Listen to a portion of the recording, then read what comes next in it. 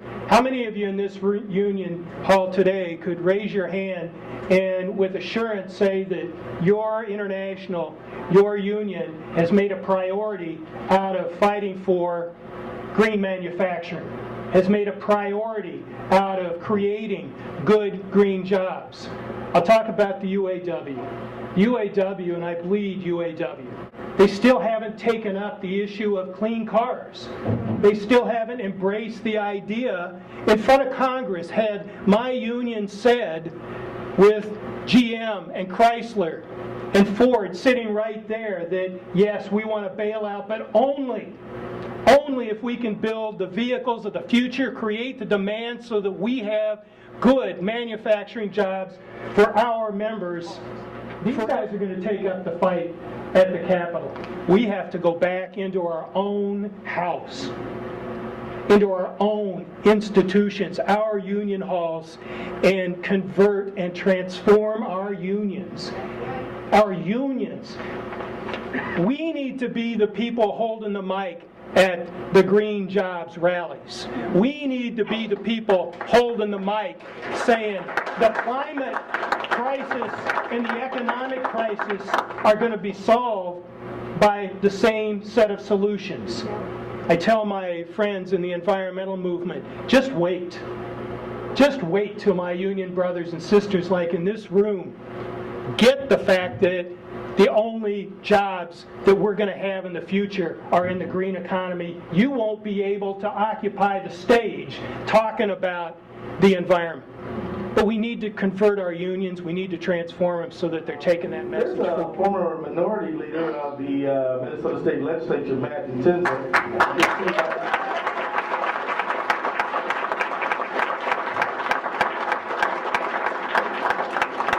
Want to have a word, Matt?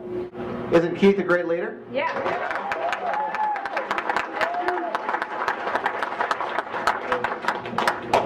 Some of you know I was the leader of the Democrats in the State House and now running for governor. And I'd say this, we need more people like Keith Ellison out there, and we need to make sure that all of our federal representatives understand how important this act is, that it has to be done, and we need to extend it. We need to make sure here in the state of Minnesota that the state of Minnesota is taking the lead. We have a governor now who is anti-labor, and I can tell you as someone who's organized a local and who was a longtime member of AFSCME, we need labor leadership and a new governor in the state of Minnesota. Keith, thank you for having me. We're almost done. We can take a few more folks, but time is running out. We got to make sure we get a bunch of letters out. We got to get a bunch of letters to Amy Klobuchar and maybe to Al Franken. We also have to come up with some action steps that are going to be meaningful and are going to make a big difference. Hey, do we have any letters written already? And the fact is that we got to get a lot of letters out there. We got to let the people who are supporting us know that we appreciate it and that we care what they think. Let me look at these letters you got. Can you see all these letters that I'm showing you right now? The price still feels a little light, doesn't it, Keith? It does feel a little light, but I want to tell you, man, that Robert wrote a book up here, man. Who objects to me reading that letter? I'm going to read unless speak now, forever hold your peace. You know what? I won't give a name. I'll just read the letter. I'm writing to thank you for co-sponsoring the Employee Free Choice Act. I'm part of a union and appreciate your commitment to this important piece of legislation. Please continue to support unions and protect the American people through good legislation. We had somebody write that letter. That's good.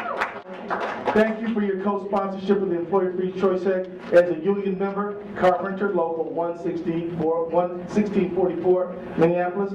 As someone with a lifelong interest in fairness and justice, it is refreshing to see pending legislation that supports workers and unions, and it goes on. The attacks on labor movement have been damaged many lives. I've known too many people and heard too many stories about getting unions and no contract. Your efforts are greatly appreciated. Hey, that's pretty good. 78. 79, we got to get 80, you guys. Come on now, we got to get another letter. 80 right here. We got another letter, 80, let's hear 80. 80 spirit moving messages to the senator, who will then know that there is a very strong support for this important effort. Let me tell you guys, you can count on me to use the office you have elected me to organize the people for social change. I don't promise that I'll get everything right, and I know you'll let me know when I don't, but my point is that we are going to be pushing this boulder uphill until it starts rolling down easy the other one. And I can feel it coming up, and it's coming good. So let me just tell you, we're about to wrap the meeting up. Don't you love it when you can wrap up a meeting on time? Don't you know you almost you got a whole lot more of a beautiful spring day in Minnesota to enjoy. Hey, for everybody, let's give one last hand for our great panel.